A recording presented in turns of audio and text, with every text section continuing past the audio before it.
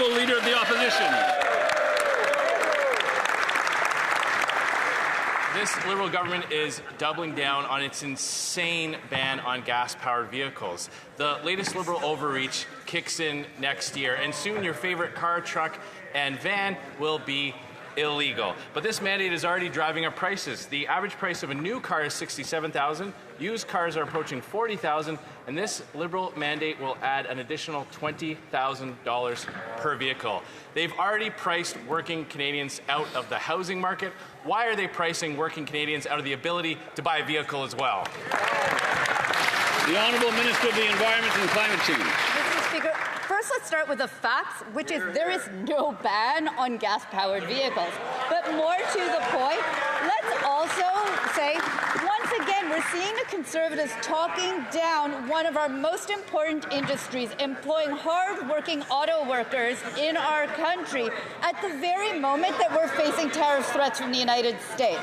I find it rich that they are choosing to take this position instead of talking up a growing and important industry. We stand with our auto workers. Leader of the Opposition.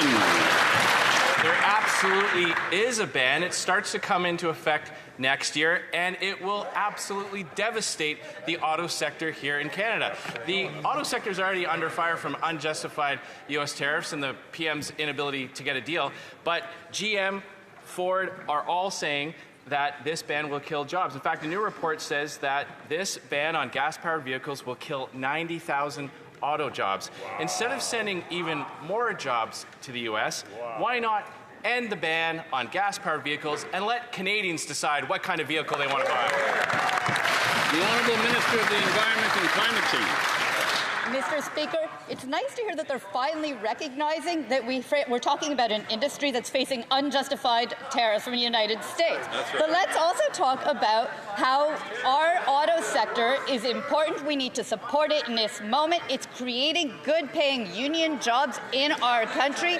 An EV standard actually makes sure that new electric vehicles are available to Canadians. They're cheaper to operate, they're cheaper on upkeep, and Canadians want to be able to have access.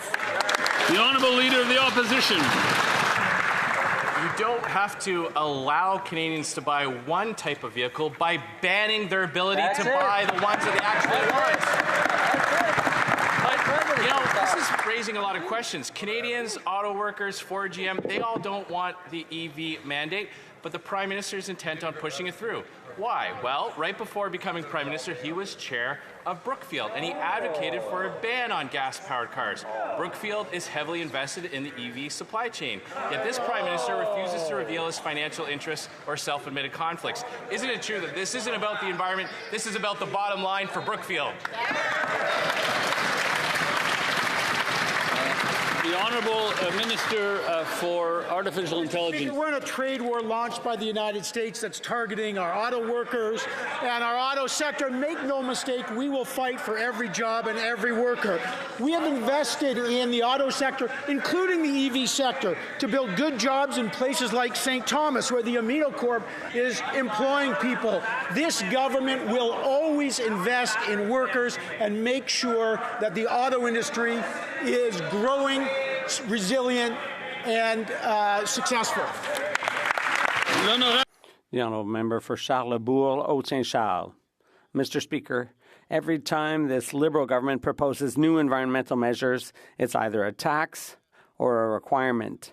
They want to ban the sale of gas-powered vehicles, which will cost Canadians 50,000 jobs. They want to punish Quebecers who choose a gas-powered vehicle by imposing a $20,000 price hike, even though they know the average price of a new car is already $67,000.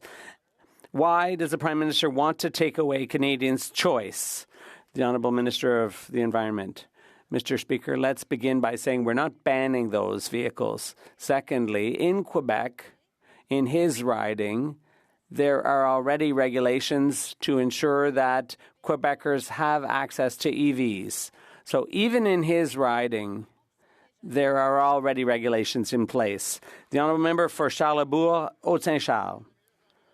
I'd like to tell the Minister that in Quebec, people are already saying this won't work. The banning gas-powered cars after 2035 won't work. It's a question of choice, not control. What we're seeing is the Liberal government trying to control Canadians. But many people can't afford or can't use or simply don't want an EV. Tell someone in northern Quebec who wants to go hunting or fishing or into the woods, how are they supposed to do that with an EV? It's impossible. So forcing Canadians is not the right way to go.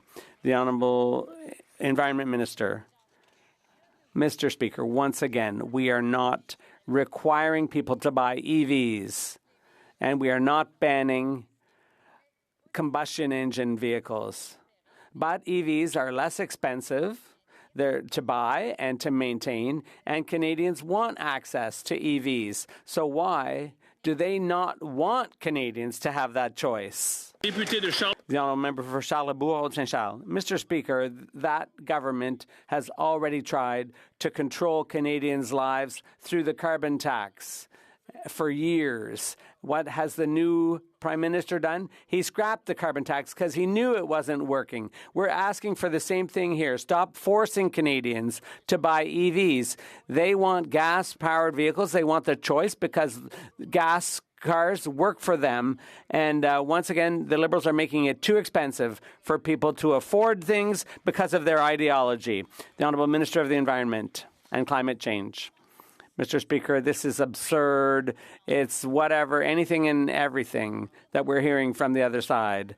Once again, we are going to help our auto industry workers if the Conservatives don't want, if they're saying that our cars are not good enough, that's their choice. But on this side of the House, we will defend our auto industry.